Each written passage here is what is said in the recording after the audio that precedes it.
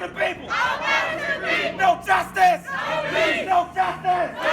No justice. Ladies and gentlemen, welcome to the revolution.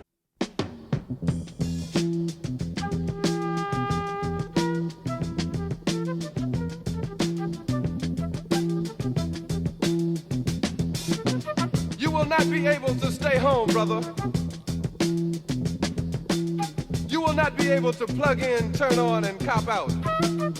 You will not be able to lose yourself on Skag and skip out for beer during commercials because the revolution will not be televised. The revolution will not be televised. The revolution will not be brought to you by Xerox in 4 parts without commercial interruptions. The revolution will not show you... Got to go. Everybody start fresh. Get them out of there. Got to go. The good old boys club got to go. They got to go. The whole council just bye-bye.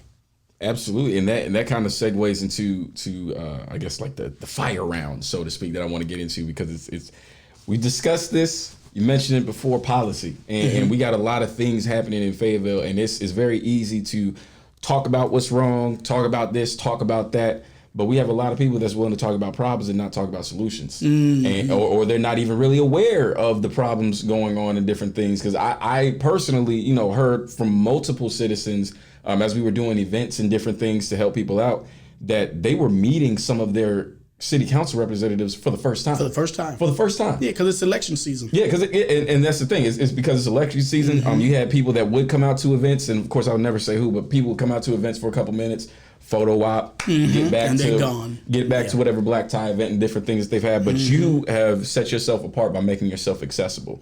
So to kind of get into the next part of the show, my questions are going to be on policy and kind of your plans. These are things that you've discussed, things that can be found on your website. You all can check that out, and that's going to be the link for that's going to be in the description. And I believe also ways that they can donate to your campaign are going to be on the website as well. And so my first question on policy is crime reduction. We've seen here in Fayetteville, especially since 2020, the pandemic has exasperated a lot of people economically, socially, spiritually, and in a plethora of other ways. And so one of the things that we've seen is, we're seeing homicides go up. It seems like we're seeing one every other day almost. Yeah. So, and I've seen on your website, one of the things you talked about was dealing with violent crime, especially with human trafficking, as well as, trying to increase some drug arrests as well. So my question is, what exactly is that plan to help reduce crime? Is it something that, you feel like we just need to get more police out on the streets to take care of it? Or do you feel like it's something that's a little bit deeper? I think one thing we need to do, it's not really so much about getting more police out on the street. There are laws on the books. We need to enforce the law. Okay. We have a police chief who fails to enforce the law. She has handcuffed the police. Now, when you talk about last year by itself in Fayetteville was horrendous when it came to homicide. We set a all-time record with homicides in Fayetteville last year. By the time the new year came in, New Year's Eve, we had a baby killed in the park, and New Year's Day. By the time New Year's Day came in, and 4 days in, we had already seen this stuff. Then we had the Jason Walker and the other gentleman who was killed by the road rage incident over on Skybo. I hear a lot of people talking about Jason Walker, which is fine, but I have everybody has kind of like left the other guy alone, like no one cares. No, we do care. We do care. When you look at all of that, when you look at crime in this city, crime affects everything. Businesses do not want to invest in cities where crime is rising. It's a bad economic investment. They don't want to bring their employees in. They don't want to bring their resources in. They just don't want to do it. Which is one of the reasons why we don't have a Walmart on Murchison Road anymore. Because businesses, they're looking at their bottom line, and they don't want crime impacting their business. So when you look at crime, one of the things we have to do, number one, I'm just going to be honest, we need a new police chief. Okay. We need a chief that understands that criminals don't obey the law. That's why they're criminals. That's why they're criminals. We need a police chief that is going to allow the police to do what it is that they are trained and paid to do. We pay them and they're trained to protect and to serve. Now, when you have police officers or whoever that steps outside of that bounds, we need to deal with it. Right. We need to deal with it. There's bad apples in every basket. We need to deal with them, get them out of there because they'll start to contaminate and spill over. Right. But we have to address this crime in Fayetteville because it affects quality of life. Of course. It affects employment and economics. And a lot of it, like you said, is exacerbated because of the pandemic. When you have people losing their jobs and their livelihoods, but they have families to feed, how do you expect them to do that? Come on now. That's real. Because some crime is not crime out of greed. Some of it is crimes of desperation. People are desperate, so they're shoplifting and doing these things. We hear the police chief say all the time, overall crime is down around the city. Yeah, overall crime. That means they're looking at all the numbers and they're saying, we got less over here, but the real bad stuff is up. But overall crime is down around the city. Or they'll say things like this. What we're seeing happen in Fayetteville, we're seeing this trend around the country. Here's the thing. The people in Fayetteville don't care about what's going on around the country. They care about what's going on in Fayetteville. Right here. When crime in Fayetteville is rising, I pray for the people in Detroit, but Detroit ain't got nothing to do with Fayetteville. Exactly. I need to know what you're doing about crime here because until crime is under control here, you're not going to have really good jobs. Right. Because businesses, as I said, they're not going to want to invest. Right. Families are not going to want to invest. We talked about this on a radio show that I was on for a while, White Flight, where the notion is that the data was showing that white families who were financially stable were leaving Fayetteville in large numbers because of the crime. Right. They feel unsafe. But the data showed that it wasn't just white families. It was black families, Asian families, Hispanic families that had money. They're leaving. You know what happens? Anybody that can afford to get out? Anybody who can afford to get out was leaving. And you know what happens when they do that? They take their money, which means they take their business, which means when they take their business, they take those jobs. Yep. And it is the black community oftentimes that is most hard hit economically when those jobs leave. This was my issue with what transpired in 2020 downtown where the Market House was when we had all the unrest and stuff. Yeah. People think, he just hates the Black Lives Matter movement. No. My issue was that the riots that took place put people out of work. It shut down businesses. Yep. And when it shut down businesses and put people out of work, many of those people look like me. That's and real. They couldn't go get pandemic unemployment.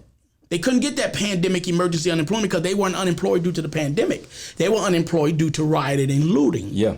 Yeah. And you had businesses downtown that shut their doors and have never reopened. Right. Those jobs. You had Walmart shut down for a while. I remember that. I was like, you can't even go to Walmart.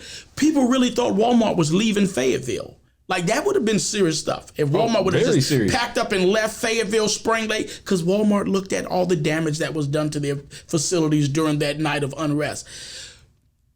It's okay to protest. It's okay to be angry and upset and pissed off. You have a right to do so. You have a constitutional right to do so. Right.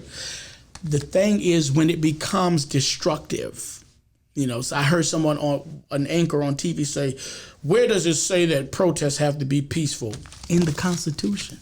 It says the people have a right to peacefully assemble. Mm-hmm. You have people like Martin Luther King and all the rest of them. They didn't go out there tearing up their own cities to have things change, but things changed. Right. When you tear up your own city, you're not hurting nobody but yourself. And most of the people who come in and tear up your city ain't even from your city. Oh, see, that's something that we got to really talk about because I remember I was out there that day, and of course, I left early when it started getting wild. But I just remember seeing people out there and talking to people because I wanted to get out there and mingle and see where people. And it was like, oh yeah, I'm from Durham, I'm from Raleigh. It was like, well, what are you doing here? Yeah, they come in your people city, I've never seen before. Tear up your city and go home. And there was and I can't remember. Where exactly? I remember looking at Facebook. There was a video that started going viral, and it was when things were popping off in DC. And it was a young lady that came out there, and she was, going crazy, and they had like a fire burn in the trash can, and she's like, it was either Northwest or Southeast DC, and she's talking about, why are y'all coming to my community, tearing stuff up, and then you leave and leave us with the damage. And then on top of that, and there's something that you mentioned before in terms of crime, like people aren't just committing crimes just because like, oh, I just want to be bad. One of the most heartbreaking things I remember seeing was, people go on Facebook Live and they were looting the Walmart and everything, is watching grown men in their 20s and 30s come out with boxes of diapers and wipes, and people even coming out with carts of food. So, and for them, this wasn't just, oh, I'm gonna get in there, get the newest stereo system. It was, I got a family at home. I can't support my family. And then, so that kind of goes into my next question about the economics part, because we know there is a positive correlation between crime and then a poor economic environment. And what I found was interesting was, because you kind of talked about, you can't just pit different sides of the city against each other. And I remember, and I've seen this a few times, but I remember people saying, I remember one lady in particular, she was on Facebook and was talking about, ever since, Ms. Hawkins took over as chief of police, Fayetteville's become a ghetto. And to an extent, I kind of agree in terms of, things have kind of gotten a little bit worse. But then my problem was, so were you comfortable with the ghetto just being over here? So are you telling me that you're comfortable with people suffering just as long as it's not in front of you? Yeah. And that's a problem. That is a very big problem. That's a problem. And so my next question for you in terms of, policy and trying to stimulate the community in different ways in order to build, what is your plan, in order to economically stimulate the city? Fayetteville has to become a business sanctuary. It has to become a place. Hold that thought. You know the question? Yeah. I know the answer. The answer. Hold on. Yeah. 3, 2, 1. So Fayetteville has to become a business sanctuary. Okay. Which means Fayetteville has to become a place that businesses are safe or feel safe to come to operate. When that happens, we will see the people empowered economically. The other thing is Fayetteville has to, we have to have good jobs. We have jobs in Fayetteville. Oh, there's a lot of jobs. There's a lot of jobs. I've never in my life seen fast food restaurants offering $300 and $600 and $1,500 sign-on bonuses. That's insane. Like, I just want to get the job just for the sign-on bonus. Right. I'm like, I don't want to do that because then that's going to knock somebody else out. Right. But when you look at this, it's not that we don't have jobs in Fayetteville. Come on. You cannot sustain a family on $7.25. You cannot sustain a family on $8 or $9 in many cases. Even there, I hear the argument, we need $15 an hour. Here's my thing, and I've said this on social media, so I'm gonna say it again. If you want $15 an hour for working at McDonald's, right? When I get my burger, it better look like what's on that menu. My filet of fish better not slide off the bun. My sauce better not be in the container. I want a $15 an hour service because the truth of the matter is, when you buy something from McDonald's or one of these fast food restaurants, you're buying what you see on the menu. Right. So it attracts you. What you see on that commercial, you got the fresh lettuce and the perfectly cut tomato. Right. That's what I want when I open. I don't want to see that I ordered what did I order one time? What's the thing? Not the Whopper, that's my Burger King joint. Big Mac. Big Mac, okay. And I get the Big Mac box, but it's a chicken sandwich in the Big Mac box. Ooh. You ain't getting $15 an hour. You ain't getting $15. You messed up. No. You need to be retrained and go back to the drawing board, because you done messed up whole meat categories. But we need jobs in Fayetteville that people can raise families off of. Of course. But at the same time, we have to be mindful of the businesses, because if you start imposing $15 minimum wages on people, they can't hire anybody. Right. If this mom and pop store, which most of our businesses are mom and pops, if they have 2 employees and they're paying each employee $8-9 an hour, right? And then you impose a $15 minimum wage on them, they can't afford to pay. Cut. Yeah. So either everybody gets cut, or somebody needs to make a decision as to which one of us has to go. Right. And who do we leave that decision up to? So we have to bring jobs in that can sustain families, but we have to be mindful of our business community. We have to reduce crime so businesses want to invest. We have to find economic drivers, things that will drive economics into Fayetteville. Fayetteville is very transient. We got Fort Bragg, you got Methodist, you got Fayetteville State. We got a lot of talent here, but we don't have jobs to keep the talent in Fayetteville. So most of the soldiers that ETS are retire out, or students that graduate from our major colleges and universities here, they end up leaving to go find jobs other places. We have talent right here. Enough with this Fayetteville going outside of Fayetteville to find and bring people in. I hear them talking about we got a big company coming to Fayetteville and they're going to bring 500 jobs. The problem with that oftentimes is they bring 500 jobs, but they bring 450 people to fill those jobs. That was going to be my next question for you. Because so we have to hire Fayetteville first. If you want to do business in Fayetteville, you need to hire Fayetteville first. Fayetteville residents need to be your top priority because we have the talent here. We have massive talent here. There's no reason you have to bring talent in with you when we have it here already. So I think that's how you stimulate the economy, and you have to be concerned about the economics of the entire city. You said something earlier about, someone said, well, since Chief Hawkins came in, Fayetteville has become a ghetto. And you said, were you only concerned now because it's bleeding over into your area? I live in a pretty nice part of town. I live in a really nice, I live over in the Baywood area. I'm in a nice part of town. But I am concerned about the rest of Fayetteville. Why? Because I live over there and crime is over here. It doesn't mean crime not going to find its way to my area. You know how I know? Because it did. We came outside and someone had went through our entire neighborhood and broke into every vehicle. And stole valuable equipment out of people's vehicles because we're so used to leaving our cars unlocked and everything else.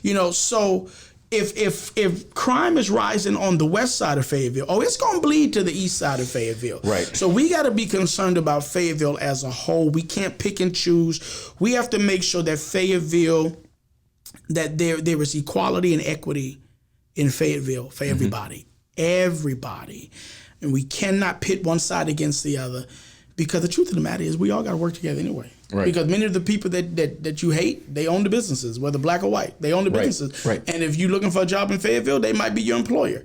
So we need to just come together, do what we got to do. Fayetteville has the potential to be the picture that America sees for what a great city can be. We have been the all-American city for a long time. We have Fort Bragg, we have Methodists, we have people that come to this city from all over the world and come to Fayetteville. We have the ability to show the world what America really is right here in Fayetteville, right here in the all-American city. And that's one of the reasons why I'm running for mayor, because I believe that the ideas that I have, and I'm not naive to think that I'm going to get everything done, because I understand you need a majority vote on the city council to get anything done. But I believe I have some ideas and a vision for this city that will take this city in the right direction. And that's why my campaign motto is leading Fayetteville forward together. You can't do it if the black side of Fayetteville can't do it. The white side of Fayetteville can't do it. The Hispanics and the Asians in the middle, like, what about us? We got to pull this thing together and lead Fayetteville forward together. Unity through diversity. That's what we have to do in Fayetteville. Absolutely. I could definitely concur with that, because we've seen different examples of this throughout the country and even on the federal level, because in my lifetime, the first president I remember getting elected was Barack Obama. I know Bush was there before, but I was like 4, so that don't count. But I remember when Obama was elected, and then kind of going forward, my political education was very intense because of who my parents were, especially my mother. And I remember they were always talking about, all the jobs are on the rise. We got all these jobs. And like you mentioned before, you can have 500 jobs that only pay $10 an hour. You can't, especially, and then of course with the current administration and the amount of inflation that's happening, you can't feed a family off of that. Let me tell you something. My GPS got me lost yesterday. When I tell you I was about hot and mad, ready to sue the car company, the gas prices are too high to get lost. Get me to my destination promptly, because I don't have $3.99 to keep pumping out per gallon. It was just $4.19. Now we down to $3.99 now. It'll skyrocket around the summertime. So it's like with inflation, when you go to the grocery store, I went to one of the grocery stores. I'm not going to shame them, but a pack of chicken was chicken wings almost $25. Yeah. You know, and a person like me, I can't get food stamps. Right. I can't get any economic assistance, so I have to pay everything cash. And so I went in and I bought, I think we had 5 bags of groceries that were not even completely full. Cost me $314 for 5 bags of groceries. And that was groceries for that week. And I'm sitting there saying, what in the world? Right. Like, no, we got to stretch this thing out. Right. So I don't care how much money you have, everybody is feeling this thing economically. Some people are feeling it harder than others. Right. We have to address those issues. Right. We have to take into consideration people's livelihoods and things like that. But we have got to do better. People need good jobs. They need jobs that pay. They need jobs that stay. We need jobs that pay and Walmart is a good place, but Walmart don't stay. We still don't on Murchison Road. Right. They come, and when they get frustrated, they pack up and leave. And they can afford to do it. And they put many mom and pops businesses out of business. So yes, everybody's excited about Walmart and Amazon and the rest of it. But what about them local businesses? That's what your neighbor who pays his or her bills from their business that these big companies are going to come in and push out. We got to protect them as well. We can't just look at, we got this big company coming in. No, how do you protect the businesses that are already here? They need to be protected. Right. And that's what I'm talking about, economic drivers. You put something in Fayetteville that drives the economy and that all the other businesses can kind of feed off of, because it draws business into that area, and then those people patronize those small businesses. Absolutely. We have to do that in Fayetteville. We have to get business smart Fayetteville. I have a program that we're launching called HIP, stands for Honesty, Integrity, and Professionalism. That's how we do business in Fayetteville. I like that. You know, so if any of my opponents are listening, don't steal my stuff, because they like to steal my stuff. But y'all can't steal that. Yeah, don't steal my stuff. It was said here first. That's right. That's right. And so Fayetteville has to get hip. Okay. You know, it has to be honesty, integrity, professionalism. Right. And for business owners, make sure that you honestly practice in your business. You have integrity in business. That you're professional. Of course. When I come into your business, and please, y'all don't get upset with me, but I'm just gonna be real, because I've said it online, so I'll say it again. When I come into a black business, don't hey bro me. Treat me the same way you just treated that man that just walked in and said, "Good morning, sir." Right. Keep the playing field leveled, right? Because my money spends just like his. Of course. Don't show, and I understand the culture. I came from New York City. I understand what you see another brother. It's like, hey, what's going on? Yeah. But keep it professional. There's a time and place. There's a time and place for everything. Right. Don't expect people to patronize your black business just because you black. That's just not it's just not good economic sense. Yeah. I don't go to businesses because the person is black. I go to businesses because the product is good and the service is good. Right. Because when I spend my money, I'm looking for a certain thing. I'm looking for a certain product, a certain quality of product. And so I think one of the things that needs to be done is you got a lot of people starting businesses, but I think there needs to be some type of classes on when you start a business, this is how you should conduct business. And it's not about looking down on people. It's about saying let me help you. Right. Let me help you, because I don't want to see you struggling in business 5 years from now. 5 years from now, I want to see you franchising. I want to see you able to go on vacation. Many of our businesses fail within the first year. We got a lot of restaurants in Fayetteville. Statistics, yes. Yeah, we got a lot of restaurants in Fayetteville. I think 85% of restaurants in Fayetteville die within the first year. That's because the training, the knowledge, the wisdom that it takes to have a plan to go beyond that is not there. We have to do that. We have got to make sure that Fayetteville, that's a part of being a business sanctuary. Yeah. Making sure that not just businesses feel safe to come into Fayetteville invest, but we have to empower the people in Fayetteville, because people in Fayetteville got some great business ideas. They sure do. They just don't know where the resources are, and they don't know how to handle the resources a lot of times. So we need to make sure that they're prepared for that, so that they can launch those businesses. And that's what I do at Impact. That's one of the things that I do at Impact is I help business owners to start nonprofits. Okay. I help them to start for-profit businesses, whatever you want to do. I help them because I want to see you. I want to see you thrive. I want to see you succeed. And so I take the knowledge that I have, and many times I give it to people for free. Right. I literally I'll give people information that I know is worth a good $1,500 easily, and I just give it to them for free because I want to see you grow. I want to see you survive. I want to see you. I don't want to see you struggle. I know what the struggle is. Somebody told me I don't understand the black struggle. I don't understand the black experience. That's what they told me. You don't understand the black experience. And I had to tell them, I said, I am the black experience. I grew up in the projects of New York City. Right. I know what it is to lay on the floor because bullets literally have come through the wall and are in the ceiling. I know how that feels. I know what it is to stand between two people shooting at each other and the bullets go right past me. I know what that is. But I didn't stay there. I know what it is to have to be in school and have books that don't have all the pages in it. Right. But you still have to keep up with everybody else. I've been there, done that. But we have to get to a place where our struggle does not define us. It pushes us forward. And so I tell people, I am the black experience. Right. I took the struggle that I was in and I used it to thrust me forward. And now, as the Bible said, Simon, Simon, Satan has desired to sift you as wheat, but I have prayed for you. And after you've been converted, go back and strengthen your brother. Right. That's where I am at this point in my life, where I'm like, let me go back and strengthen others. Right. Show them how I got to where I am. Right. And that it is not something that's not attainable. A lot of times people who are successful in different areas, they'll make it seem like it's impossible to get there. No, you can get here, and it ain't that hard.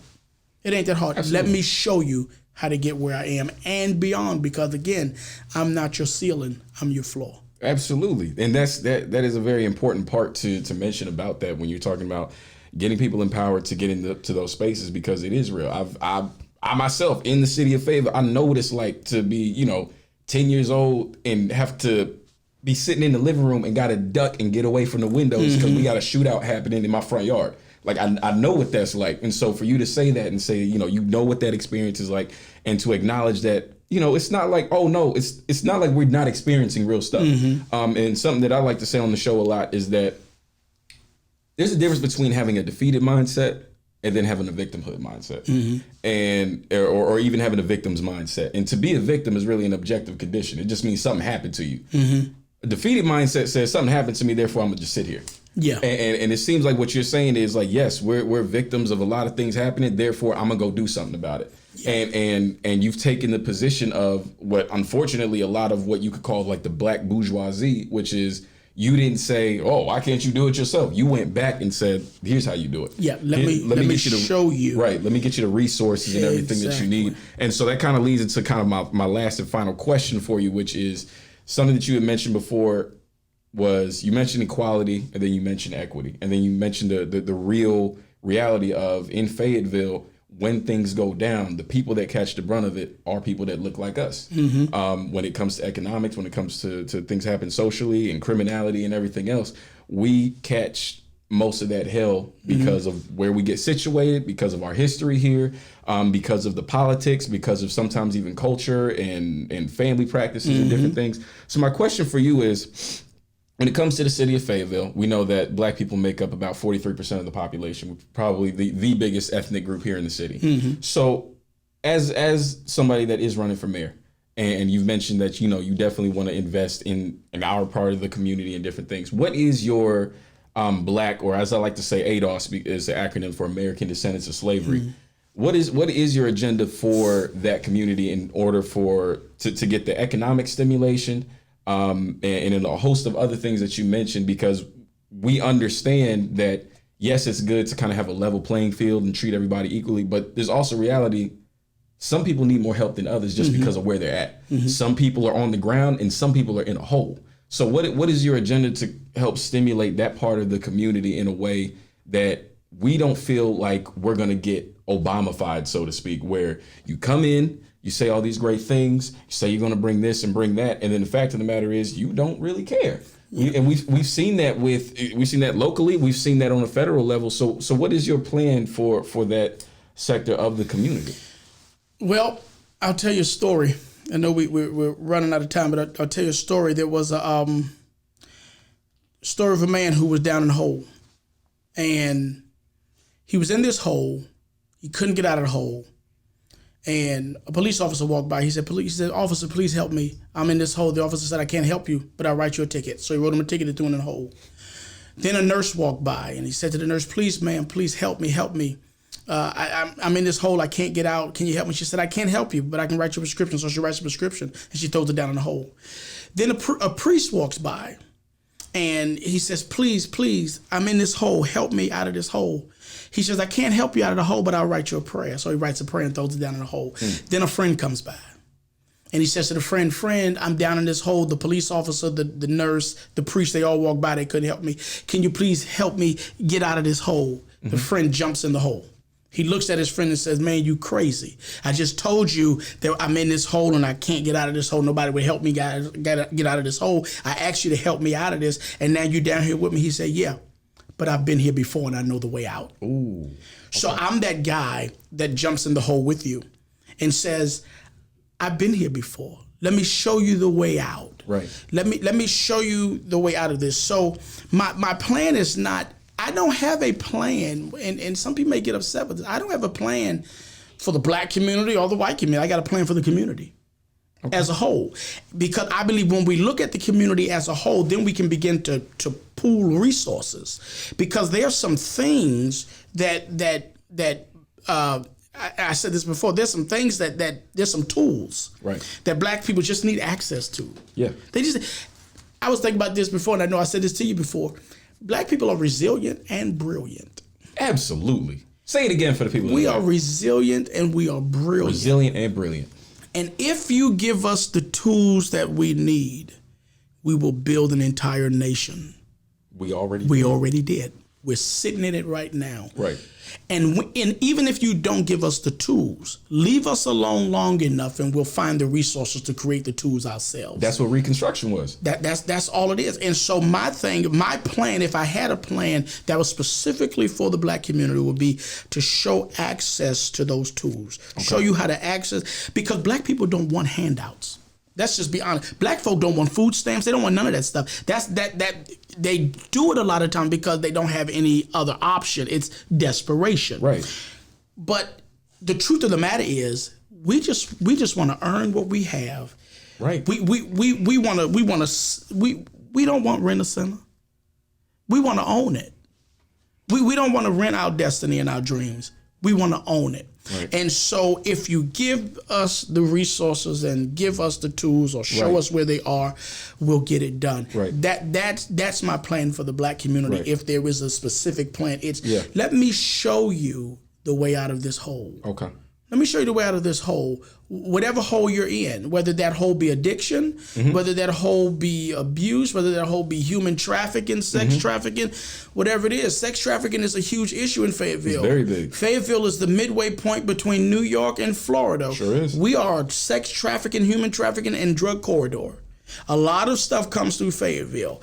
And so we have to just show people how to find their way out of this thing. And we can't have and one of the reasons why I say there's no specific plan, because we can't have a one-size-fits-all mindset on this thing. Because as you said, everybody's situation and struggle is different. Okay. So we have to have things that are tailored to individuals. What do you need? How can I serve you? Okay. You know, how can I help you where you are? Like you said, you got some people who are on the ground and some people who are in a hole. I can't give a person in the hole. I can't deal with a person in the hole the same way I deal with a person who's just up on level 1. I have to deal with you each on where you are. You know, I have to meet you where you are, find out what the need is, and then make sure that the resources are available. So working with community partners and businesses to make sure that, again, hiring Fayetteville first, taking care of Fayetteville residents, reducing crime, that opens up a plethora of opportunities for the people in Fayetteville, and many of the people that will benefit from those opportunities are people that look like you and me. Absolutely. I can definitely concur with that, because that's a real reality that we need. That is a reality check that we're seeing even now, because I like to call 2020, really it's even 2021 and 2022, the age of the black light. I mean, as most people know, and I've said this before on the show, is that a black light shows forensic evidence and bacteria. And what we saw was when the decadent veil got lifted, it was like, we are not, there ain't no black excellence like you think it is. And it's hard, and it's extremely hard. And for you to say, you know, you can't deal with people the same way. There is no one tide lifts all the boats. Some people don't even have a boat. Some people don't have a boat. And some people are drowning. And some people are drowning. And so my next question is, one of the big proponents and one of the biggest things that I am an advocate for is reparations for slavery and Jim Crow. And not just your feelings got hurt, you need some money. And it seems like that's been a very big theme, is that everybody's in like the oppression Olympics. And the reason I say that, especially for specifically our group, is not just because we went through a lot, but we also had a lot snatched from us. So when you talk about the Reconstruction era and us losing, you know, about approximately 16 million acres of land, and when you're talking about a lot of the businesses that were destroyed, even in my own family, seeing, you know, my parents having to hire a white man to be a face for their business in order to engage in the real estate market here, because it's a good old boys club. And so with that being said, you know, I know technically reparations, that would be federal legislation. So that's not something that I expect anybody to do locally. But is that something for the purpose of, like you mentioned before, in terms of getting the resources that we would need to just like, hey, give us what we need, leave us alone, we'll take care of it. Is that something that would have your support for the purpose of restoration or even restorative justice? Reparations, I think, you know, if as you said, it's a federal issue. But if the federal government was to say, well, you know what, we're going to give reparations to, you know, American descendants of slaves and things like that, and, okay, fine. The problem that we're going to have is if people don't have economic smarts, they'll blow right through it. Right. So, and I think I've said this before, if we're going to give reparations, we need to make sure that money, I don't know if I would say give individual people millions of dollars or whatever, but how about take all of that money that was and those resources that were owed to our ancestors and utilize them to build our communities and strengthen our communities. Right. Because giving it to individuals, people be done spending, they be out there, they got 15, 75-inch screen TVs, but they only got 4 walls. They ain't got nowhere to put them. They just stacking them in the closet. No. Take these resources and utilize them to build the community. This is one of the issues that I've had with the Black Lives Matter organization, is that they got billions of dollars and not one dime of it went to the black community.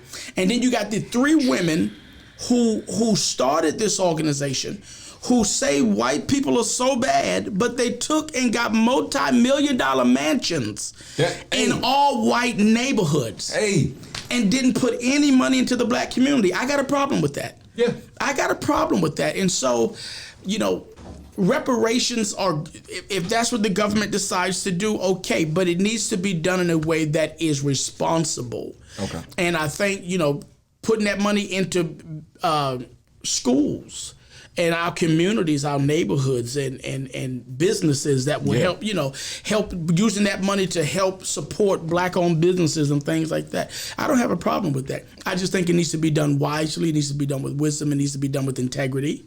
Absolutely. And I think if that's done, I think our ancestors will be happy. I happen to be, you know, my family is Gullah Geechee. Right. Okay. You know, we're Gullah Geechee, and Gullah Geechees. Hey, those are the OGs right there. Yeah. Even during the Civil War, the Gullah Geechees owned their own land, and to this day, they still own that land. Right. And so I I believe that if it is done properly and managed well, that it could be a good thing for the community. I think it can be, but it has to be managed well. You can't just be distributing millions of dollars to Pookie and them, because Pookie gonna be broke. Because if you win the lotto, but you've never had economic smarts, you'll spend that money and it'll be gone. You see it all the time. People hit the lotto for millions and millions of dollars and they broke 5 years later. Yeah, because nobody taught them how to manage that money. Right.